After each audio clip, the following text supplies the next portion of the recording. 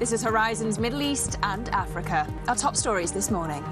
More time. US President Donald Trump has extended a pause of tariffs on Chinese goods for another 90 days into early November. This could now clear the path for the president to meet with Xi Jinping in late October. Expanded search. The Federal Reserve's two vice chairs and the Dallas Fed president are said to be under consideration to be the next Fed chair, as Treasury Secretary Scott Bessent plans interviews in the coming weeks. And Norway's $1.9 trillion sovereign wealth fund has divested from 11 Israeli companies following the public outcry over the war in Gaza. Well, it's just gone 8 a.m. across the Emirates, 5 a.m. here in London.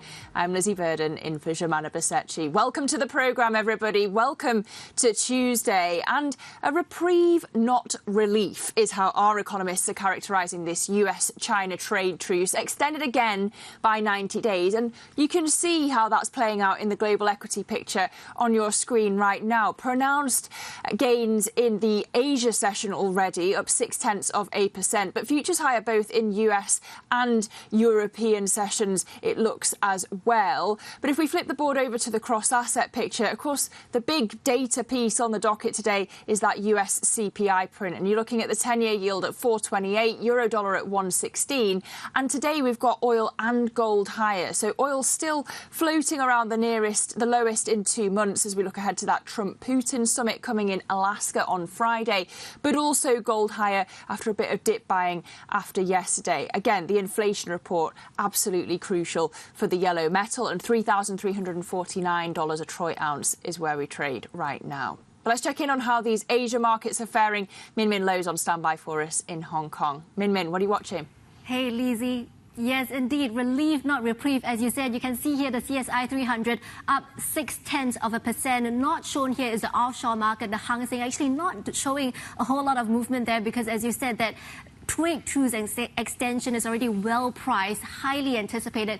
But the big move today is from the Nikkei 225, up about 2.6%, hitting a record high. And this is a catch-up rally that is going on because yesterday Japanese markets were closed for the Mountain Day holiday. So it's still digesting the positive news out of Friday. U.S. officials saying they're working with Japan to resolve or to end the stacking of universal tariffs. But this morning, we had a series of these positive headlines when it comes to the tech sector. President Trump saying he is considering the sale of these scaled-back version of NVIDIA's Blackwell chips, and that's leading to this rally in some of these NVIDIA suppliers. But also, he met with the CEO of Intel, Lip-Bu Tan, saying it was a very interesting meeting, and that was a very marked shift from his previous tone calling for the step down of the CEO. So you have the likes of LaserTech, which is a supplier to Intel. They're also feeding into this rally in Korea and Japan as well.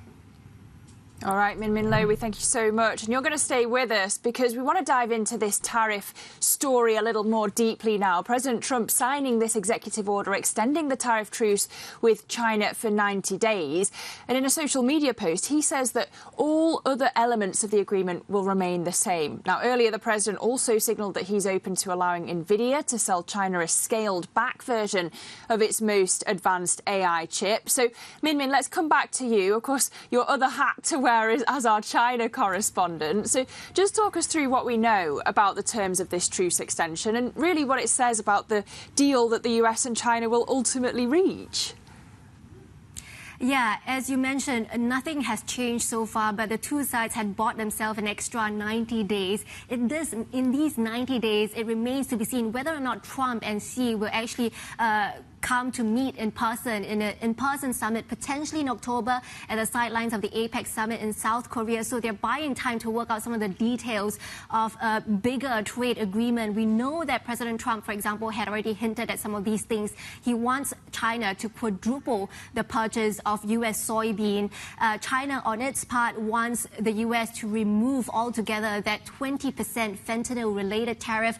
China had also been pushing for the rollback of some of these chip restrictions. concerns. And of course, you look at how the US had treated China so far compared to its treatment of India. It's been quite markedly different. The doubling of tariffs for India's purchases of Russian oil, the same sort of threat has been leveled at China. But so far, the US hasn't acted on it yet. So again, we'll have to see what happens in the next 90 days will be crucial to inform what sort of agreement would come out of that, especially if Trump and Xi were to meet in October. Well, Min, you mentioned chips. Trump also signalled that he'd be open to letting NVIDIA sell this scaled-back version of its Blackwell chip, its most advanced AI chip, to China. Does that basically mean that the national security argument's gone out the window? It does seem like that, and perhaps for a certain price, President Trump is willing to roll back some of that chip curbs, because we know from yesterday that NVIDIA and AMD had come to an agreement with the U.S. government to contribute 15% of their revenue, China revenue, to the U.S. government in exchange for these export licenses. So perhaps Trump is looking at this sort of concession from NVIDIA in order to roll back some of these chip curbs. But the question now is not just about whether the U.S. is willing to roll back those curbs, but also whether China is willing to accept them, because China so far has raised concerns around these security risks, the idea that these chips could pose as backdoors for the U.S. government if U.S. officials install these sort of location tracking capabilities in the chips. And that's something that China would want some sort of assurance from NVIDIA on. But of course, if this concerns the latest line of chips, the Blackwell, which is something that China hasn't been able to produce to the same extent, that might perhaps convince China to also put aside some of the national security concerns. So both sides, it seems, could potentially be bought by some of these perks or more things that you could exchange the national security concerns for, some more valuable things that you could get from it. Definitely. Min, thank you so much for your coverage. That's Bloomberg's Min Lo, who'll be back with us in just about half an hour after the RBA decision later in the programme. But look, it seems as if crisis has been averted for now on the tariff front between the US and China. So let's think about how the markets are impacted by all of this. We can speak now to Paul Gambles, who is MBMG Group co-founder and managing partner, and he joins us now. Paul, really good to have you back with us on the programme. Good morning to you. Morning, Lizzie. Morning, how you doing? Yeah, really well, thank you. I was just looking back through your notes, and you'll forgive me for quoting you earlier in the year. You said, late February, it's time to be fearful, not greedy. Liberation Day came and went after that. I wonder, Paul, have you got any regrets? No, I don't think so, because look, we've said all along that they're going to be, there's going to be volatility, and it's going to be in both directions. And when it works for you, then yeah, for sure, you're going to be very happy about that. But there are going to be times when it works against you. And I think structurally, if you look at a medium-term picture, there's a lot of things on the on the greed side that we'd be very, very suspicious about. I mean, if you have a 5-year horizon, the best thing you could probably do right now is short NVIDIA. But you're going to be wrong, to start with before you end up being massively right on that. So I think, again, what we were trying to say was, collapse isn't imminent, but there will be these massive bouts of volatility, and that structurally, over a sort of medium-term horizon, we're still looking for risk assets to be, especially American risk assets, to end up significantly lower than now. But yeah, by all means, take the upsides when they're there, and that's why we were talking about using protection.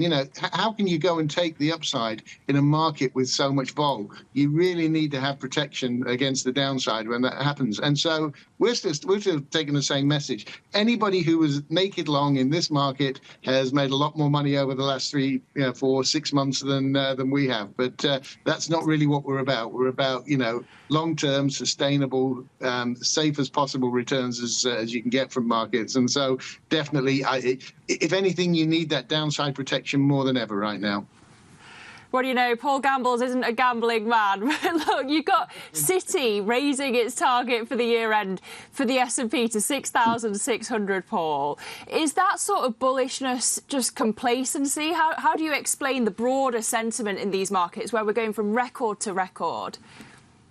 So I think the problem is that people like Citi feel the need to give a year-end estimate, and the difficulty is, we don't know on the last week of December what is going to fall out of Donald Trump's mouth, where the so-called tariff negotiations are going to be. And again, you have to remember what people like Michael Hudson have said. There are two things that the whole tariff thing is not about. It's not about tariffs themselves, and it's absolutely not about national security. It's about this idea of trying to create these this wedge between America's trade partners and the Cold War bloc of China and Russia that it's trying to cut them off from. So you don't know what is likely to come out of Donald Trump's mouth in the last week of December. So you've got no idea of knowing what 31st December closes are going to be. Yeah. So trying to pick a particular date and a particular level right now, to us that's a fool's game. Hey, they could be right, they could be under, they could be over, but I think nobody's going to be selling the market on a particular day. So I think you've really just got to try and look at trend, and trend is short-term up, long-term worrying still. Well, look, one thing that could fall out of the president's mouth, as you put it, Paul, is the name of the next Fed chair. And we've got new names thrown into the mix now by the Treasury Secretary, Scott Bessent. You've got Bowman, Jefferson and Logan as well. Who out of all the candidates that are on the table would be the best for the markets? Interesting. So I think you're going to have this beauty parade of people who will go and prostrate themselves in front of Trump and in front of Bessent to try and position themselves for the role. I think if you look at Trump's history, you'd probably expect it to be a Fed outsider, but anybody who's going to promise to do Donald Trump's bidding the way that Donald Trump wants it done is going to be favorite to win that role. Obviously, right now, we don't know who that is. I think, to be honest with you, it's a little bit like, look, we're no fan of Donald Trump, but the best thing you can say about Donald Trump is, thank God at least he's not Joe Biden. And I think, the next Fed chair, it's going to be whoever it is, well, thank God at least it's not Jay Powell. So it's hard to see, and these words could come back to haunt me, but it's hard to see that we could get anything other than an upgrade on Jay Powell. So I think whoever it is has to be better for the market than Powell. And just coming back to tariffs, where you've got AMD and NVIDIA agreeing to pay 15% of their revenue to the US government in exchange for export licenses of their China AI chips over to China, does that worry you when it comes to earnings and valuations in US tech, that this could set a precedent? No, I don't think so. I think it's what we've been expecting. There's a relatively short lifespan on each of these new, technological advances, each of the new chip technologies that we get. So the likes of NVIDIA know they've got to go and maximize that.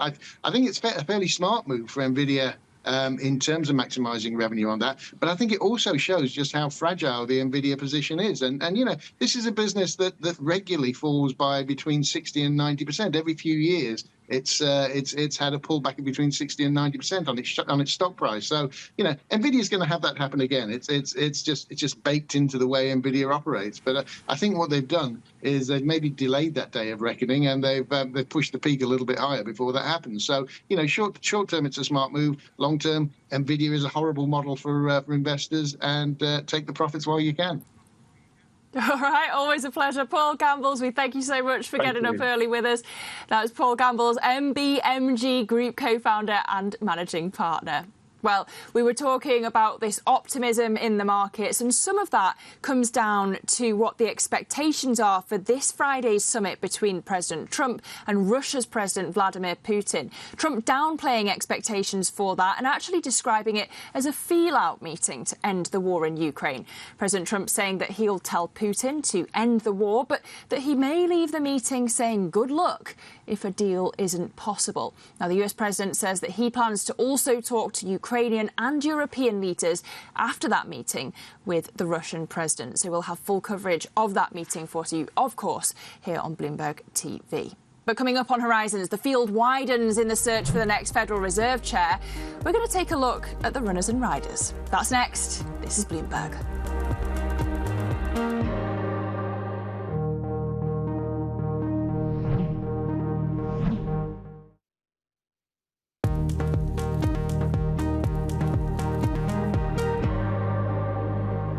Welcome back to Horizons Middle East and Africa. I'm Lizzie Burden in London. Now, President Trump has named E.J. Anthony to lead the Bureau of Labour Statistics after, of course, firing the previous chief following weak July payrolls data. Anthony is chief economist of the Conservative Heritage Foundation and has been a vocal proponent of his concerns about the BLS jobs data and revisions. The position is subject to Senate confirmation. And the game of musical chairs continues. The Trump administration said to have expanded its list of potential new Fed chairs as well. Officials saying that the central bank's two vice chairs, Mickey Bowman and Philip Jefferson, are now also under consideration, along with Dallas Fed President Lori Logan. So for more, if you're struggling to keep up, let's bring in news desk editor Balazs Pence, who's been following all of this for us. Balazs, of course, there's been so much focus on the Kevins, Walsh and Hassett, and Chris Waller as well, as potential replacements for Chair Powell. Now there are even more names thrown into the ring. What should we know about these other three new candidates? That's right, Lizzie. It certainly looks like a suddenly wide open field for the Fed chair position. What seemed like it was down to 2 or 3 names a few weeks ago is now all of a sudden almost 10 names in play. The new candidates share one thing in common. They are already on the Fed. And one person that stands out is Michelle Bowman, who's, of course, been nominated to the Fed position by Trump, recently put in charge of supervision by President Trump, and has been among the dissenters. She was calling for a rate cut last month, so she's among the doves along with Chris Waller. The other two candidates we just found out about are also part of the group that voted with Jay Powell to keep rates unchanged last month. And Lori Logan in particular has been pretty vocal about supporting Powell's position that the Fed needs more data on the pass-through of tariffs to inflation before it can move to cut rates.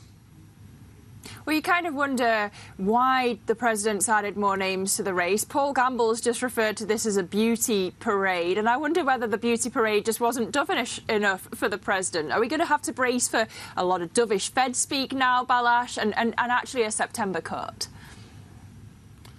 Well, maybe you can ask me that in 24 hours after the inflation data comes out. That's going to dictate a lot of the conversation. Look, certainly the market has been positioning increasingly for a cut. Some investors in the bond market pretty aggressively going, some going as far as predicting a 50 basis point cut, leaning on the very weak jobs data and speculating that that will give enough ammunition to the Fed to cut rates. But we'll just need to see the number come out later today in Asian hours to tell us how far that pass-through has gone from the tariffs and whether Powell and the rest of the Fed will need just more evidence that they don't need to fear inflation as much. I mean, is there a sense that not as much weight can be put on that CPI print, given that so much of it is estimated and there's so much of a focus on the labour market right now? Well, certainly we're in a position right now where the dual mandate of the Fed, the labor market and inflation, is coming into conflict. And after the big revision on the jobs number, there is a lot more evidence showing that the economy does need a little bit of support from monetary policy. But Jay Powell especially has been very consistent saying that he is very concerned about the effect of tariffs on the broader inflation number. So he will be watching very keenly what we find out later today. All right. Well, Balazs, we look ahead to that. A slight rise expected when it comes to CPI. We'll have full coverage of that print later in the programme. But for now, Bloomberg's Balazs Pence, we thank you so much for the update. Coming up on Horizons, Norway's sovereign wealth fund says that it's divesting from Israeli companies following the public outcry over investments linked to the war in Gaza. So we'll dive into the details of that next. This is Bloomberg.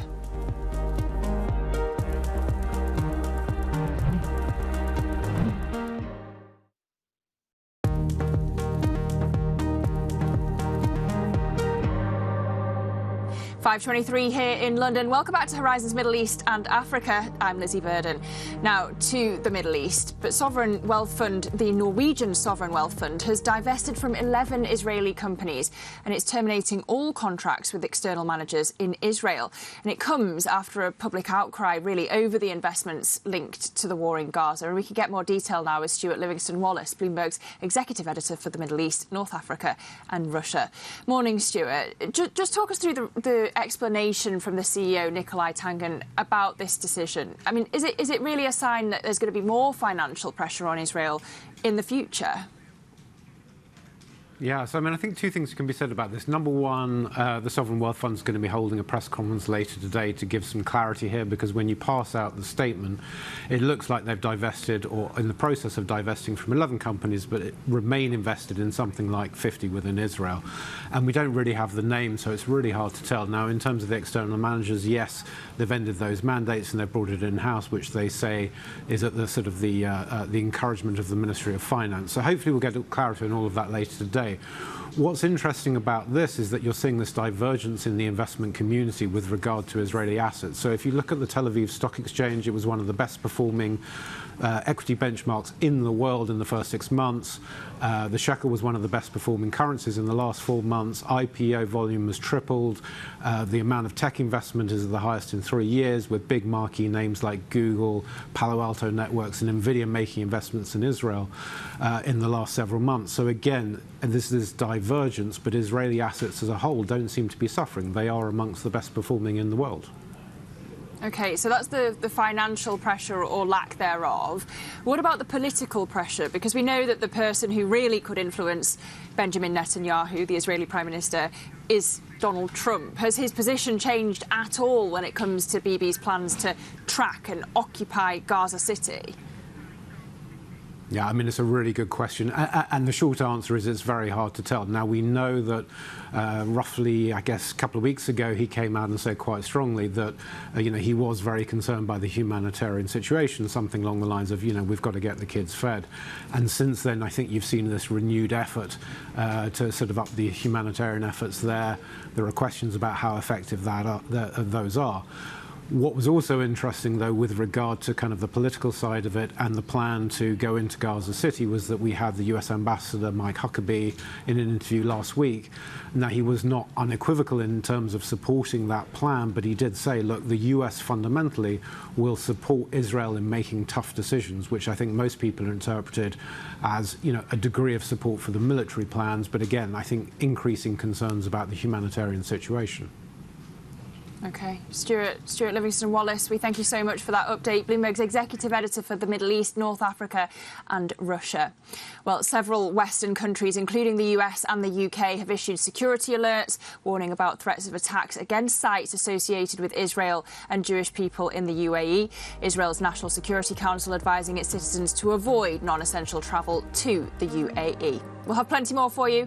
This is Bloomberg.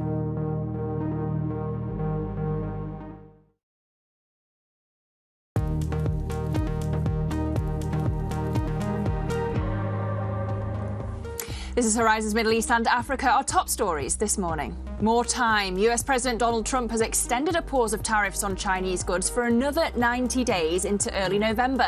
This could now clear the path for the president to meet with Xi Jinping in late October. Expanded search. The Federal Reserve's 2 vice chairs and the Dallas Fed president are said to be under consideration to be the next Fed chair, as Treasury Secretary Scott Bessent plans interviews in the coming weeks. And delivering growth. We speak to the Talabat CEO, Tomaso Rodriguez, after the Middle Eastern online delivery firm says that net income rose 33% in the last quarter, as more customers are using its app for food, grocery and retail orders. Well, it's just gone 8:30 a.m. across the Emirates, 5:30 a.m. here in London. I'm Lizzie Burden in for Jemana Basechi. Welcome to the programme if you're just joining us. And we've got breaking news across the terminal, and it is an RBA decision. The Reserve Bank of Australia cutting its key rate by 25 basis points, as expected, to 3.6%. So this is its third move lower this year. You may remember it shocked markets 5 weeks ago by standing pat on rates, despite the expectations for a cut. Then we've seen all of the data changing. So inflation in line with the central bank's projections, the labour market suggesting more slack than it had projected in May, and then we get this cut. Now, if we look through the guidance that we're getting here from the RBA, they say that the decision today was unanimous, that inflation has fallen substantially from the 2022 peak, that trade policy is going to hurt the world economy, there are risks to households, firms will be delaying spending potentially, and the uncertainty in the world economy remains elevated. So very much echoing what we've heard from central bank chiefs around the world. They say that the forecasts assume the trade concerns are going to weigh on Australian inflation, and they're focused on their mandate, of course, of price stability and full employment as well. But the board, they say, will do whatever it deems necessary to achieve that mandate. And we're going to be hearing in about an hour from Governor Michelle Bullock. So we wait for that commentary, that further commentary from her. But what you're seeing off the back of this is a touch of weakness for the Aussie dollar, down about 0.1%. Let's just dive into your broader markets, though. It is seemingly a load of relief, but actually just a reprieve, in the words of our economists, when it comes to this US-China trade truce, extended as it is now by another 90 days. But green across the screen, and you can see, particularly in the Asian session, the optimism, shall we say, for the MSCI Asia Pacific Index, up 0.7%. But that echoed in the futures picture on both sides of the Atlantic. If we flip the board over to the cross-asset picture, coming back to the inflation theme, of course, we've got US CPI coming out later in the day. Ahead of that, the 10-year at 4.27, euro dollar at a 1.16 handle. And today we're on the upside when it comes to oil and to gold. Of course, we're looking ahead to that summit, I should say, between Trump and Putin in Alaska on Friday. Do we get a more positive outcome when it comes to the war in Ukraine? It looks like the president walking back expectations ahead of that for now. But gold there up 0.3% at $3,351 a troy ounce. I promised you we'd get more of the reaction to that US-China trade truce and a look at how Asian markets are faring. So let's go back to Min Min Lo. She's on standby for us in Hong Kong. Min Min. Yes, take a look at the board here. You have the CSI 300 up 0.6%. And interesting, we're seeing this split between onshore and offshore because the Hang Seng is not showing too much of a move here. And that's because the truce had been well priced into market. It's well telegraphed after the Stockholm talks. We had positive signals from both US and China. Of course, the next 90 days will be very critical to watch, especially if it ends up with a Trump-Xi meeting in person, perhaps sometime in October at the sidelines of the APEC summit in South Korea. That's a potential window where we might hear a little bit more substantial outcomes on the ongoing trade negotiations. Not much movement here on the currency as well. But you flip the board, take a look at some of the big moves we are seeing in China is across the commodity space. The iron ore, Dalian, up 2% or so. You might think that this might be because of the anti-involution campaign, but not so much that. We have reports from a Chinese consultancy firm saying that steel mills in China have been asked to halt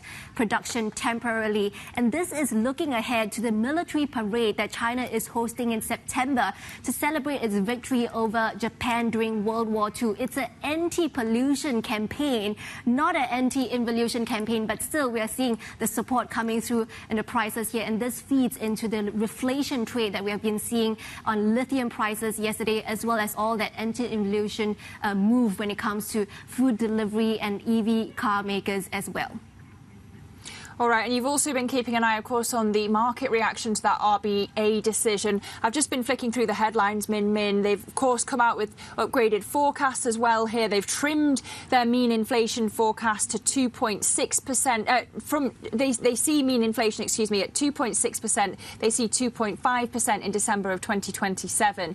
And then they also say, and this is interesting, that they deem the impact of tariffs as mildly disinflationary for Australia. They're lowering their GDP forecast for December 2025 to 1.7%. That compares to 2.1% seen in May. Just walk us through the market reaction. Well, some of that forecast sounds like, you know, the rate cut trajectory will be still quite, it will be supportive for more rate cuts going forward. And you look at how markets are doing here already, the benchmark is up 0.2%, increasing some of the gains over the earlier session. And you look at the yields pointing up. Now, you would expect a rate cut to lead to lower yields, but I expect this is because the RBA had been showing that it wants to take a gradual stance here, and so we're still seeing the yields pointing slightly up here. The Aussie dollar losing just about 0.1%, but so far overall the Aussie dollar had been pretty supported by the weakness in the US dollar. That's been the main driver of the currency strength, and of course we have the trade truce between US and China. That risk on sentiment could be supportive of the dollar, of the Aussie as well, and so actually not that big of a drop for the Aussie dollar given the rate cut that we're seeing. Great stuff. Min Min Lo out of Hong Kong. We thank you so much for all your help this morning.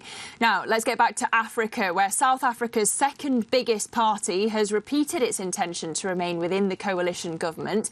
The Democratic Alliance leader, John Steenhuisen, who has downplayed differences, says that it really is the nature of coalition politics that there won't always be consensus. The DA is not against transformation. We are not against redressing imbalances of the past. And the DA completely acknowledges the deep structural and economic inequality that still exists in our country as legacies of the failed policies of the past. But these are being compounded by a continuation down the road with the failed policies of the present. Let's get the very latest out of Johannesburg. We can go to our Chief Africa correspondent, Jennifer Zabasaja. Morning, Jen. Just talk us through what you think is the motivation behind the minister's comments there. And really, is the coalition at risk of splintering?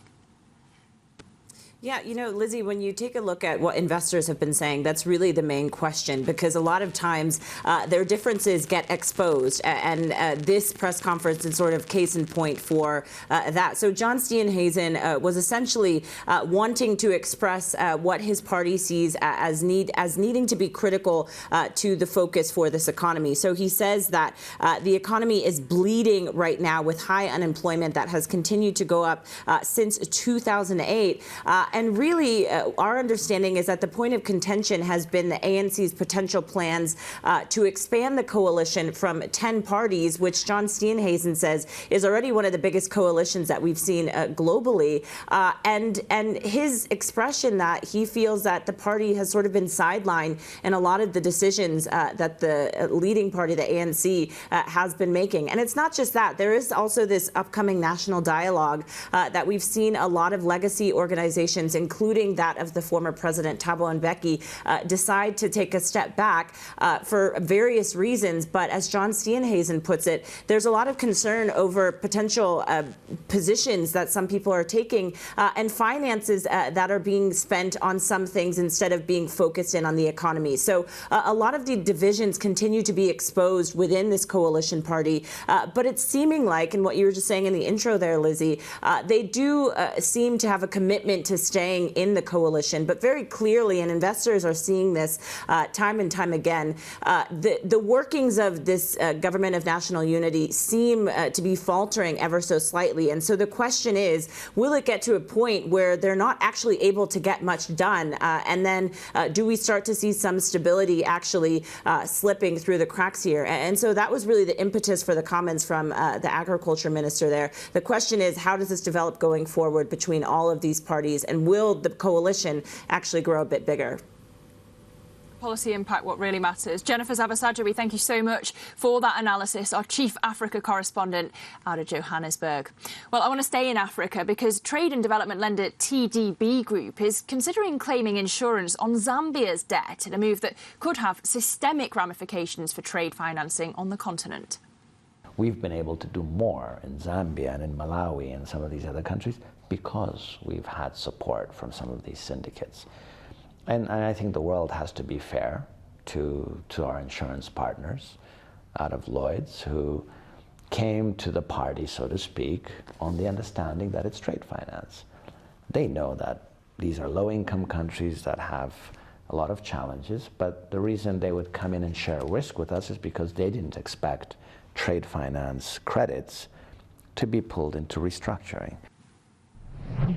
Bloomberg's Ondiro Oganga joins us now for more. Morning, Ondiro. Just let's zoom out for our global audience here.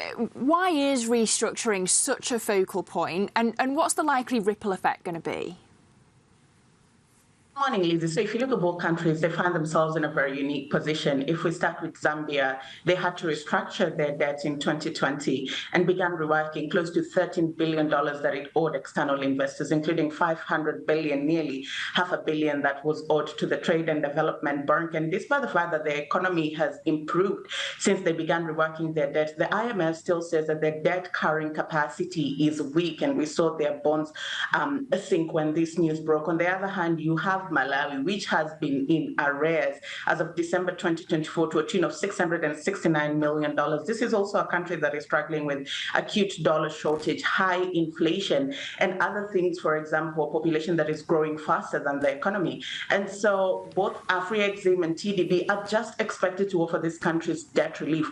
And that's why it gets really interesting, because in the case of Zambia, TDB had already extended their maturity and rescheduled payment during the wake of COVID. And now they're expecting to restructure that debt in just a matter of weeks or months. And that's where the insurance conversation comes in, because the restructuring process is turning out to be more complex than they had anticipated, and they could be triggering the insurance in the final analysis. But this will come with its own repercussions. For example, negative credit outlook on them, eroding their capital base if they get haircuts, and also increasing the cost of borrowing, which is going to make development finance and trade finance on the African continent very expensive. One thing that the president told me again is trade financing should be left out of restructuring conversation, because they're revolving facilities that these countries use to buy medicine, food, fuel. And if you restructure that, then you're putting a chokehold on them.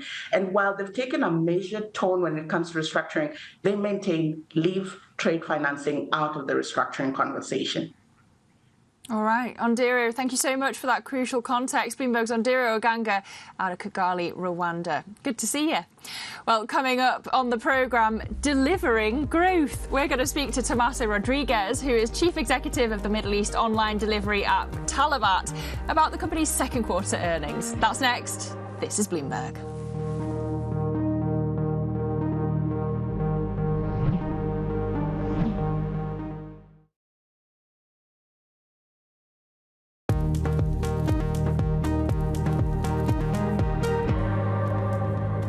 Let's get to earnings now. The Middle East online delivery firm Talabat has said that net income rose 33% last quarter to $119 million as more customers use its app for food, grocery and retail orders.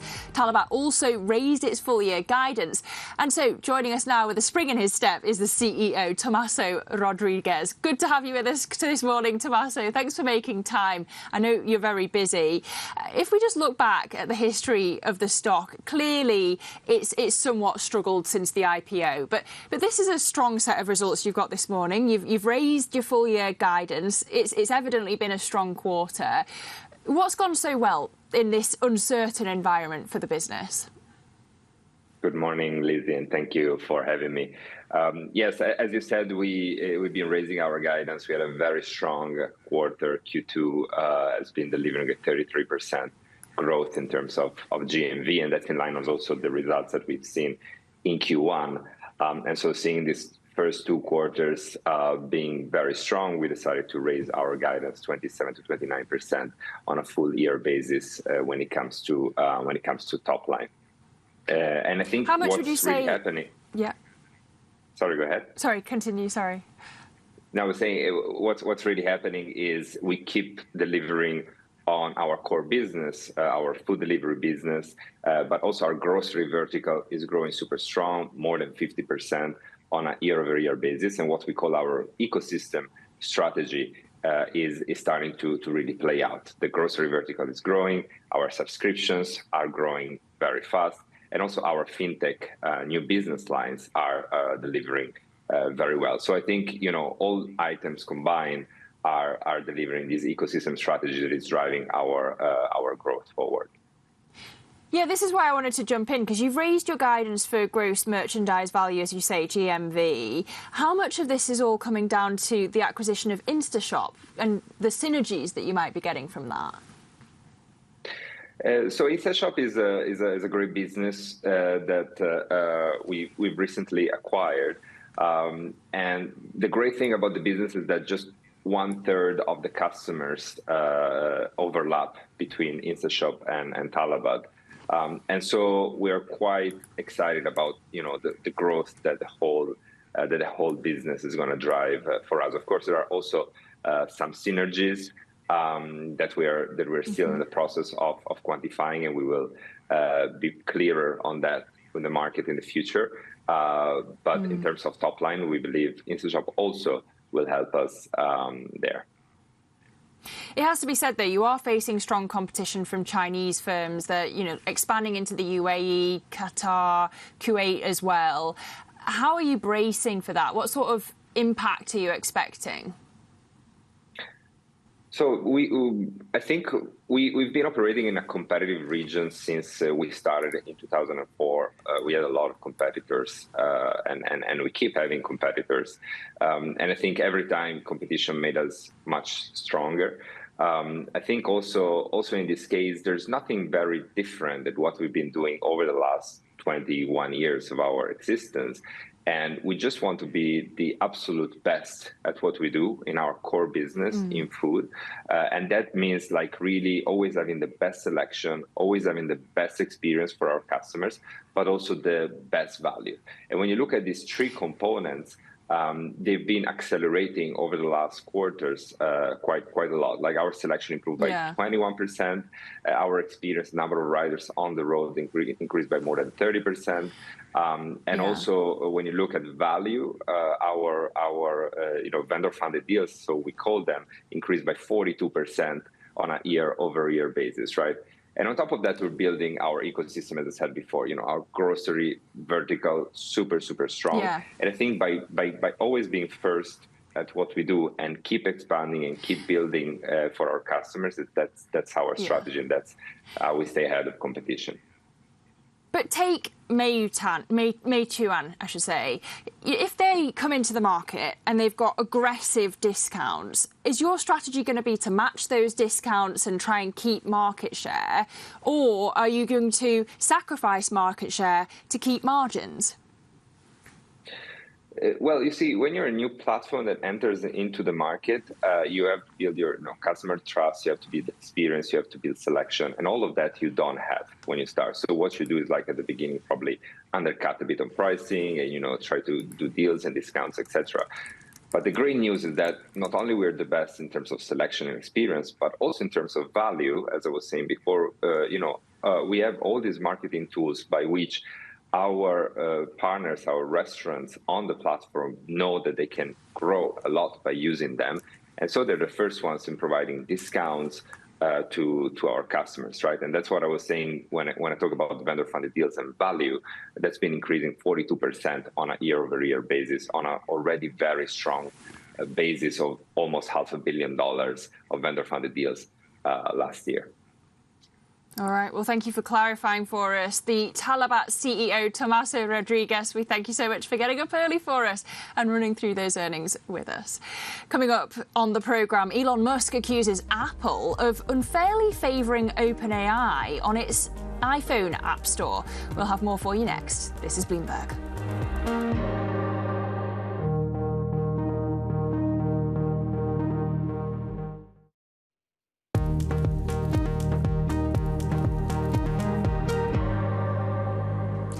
Welcome back to Horizons. Now, Elon Musk has lashed out against Apple's App Store processes, accusing the iPhone maker of favouring OpenAI. Musk said that Apple's behaviour is antitrust violation and stated that XAI will take immediate legal action. We can get more now with our Bloomberg Tech Europe anchor, Tom McKenzie, who's been watching all of this for us. Tom, just talk us through what the basis of Musk's accusations are against Apple here and how the company's responded. Well, essentially what Musk is complaining about is that on the App Store, Grok, his AI chatbot, is coming in at number 5, and ChatGPT, GPT, is at number 1. It's the most downloaded app, in fact, in the US when it comes to the iPhone and the Apple App Store. And Musk is claiming that essentially the App Store is rigged in favour of OpenAI's ChatGPT, and he says they make it impossible for Grok and others to move up the rankings. It's a coveted spot, being top in terms of the downloads. He claims again that this is unequivocal, and this is the line coming through from Musk, unequivocal antitrust violation, and he says he will be taking legal action against Apple. So he's taking on Apple, but he's also extending his feud with OpenAI, which of course he co-founded with Sam Altman back in the day, about a decade ago, and of course they fell out pretty dramatically and have been at loggerheads for a number of years now. So it extends that feud and takes a new battle against Apple, and in these claims of antitrust violations, and again saying that he's going to take legal action. We have not yet heard a response from Apple themselves. We have had a response from Sam Altman, though, saying that it's interesting, given that what he describes and suggests are Musk's own attempts to use his social media platform, X, and manipulate that to push his own potential products and services and political views as well. So Sam Altman's pushed back with his own messages on X and on social media. Apple has yet to respond. Musk says he'll be taking legal action against Apple. And again, this is all about Grok, his chatbot being at number 5, whilst ChatGPT of OpenAI is at the top of the rankings. All right, Tom Mackenzie, we thank you. No one could make sense of the tech bros infighting like you, Tom. The next edition of Bloomberg Tech Europe, of course, airs this week, and that is, of course, presented by Tom Mackenzie. We'll be exploring how AI is changing the way that we work, and that's at 6:30 a.m. London time on Friday. But that does it for Horizons Middle East and Africa. Tom is going to be taking you through the next hour. That'll be on Daybreak Europe. He'll have a preview of the jobs data coming out of the UK at 7 a.m. London time. The pound steady as we approach that print. That's coming up next. This is Bloomberg.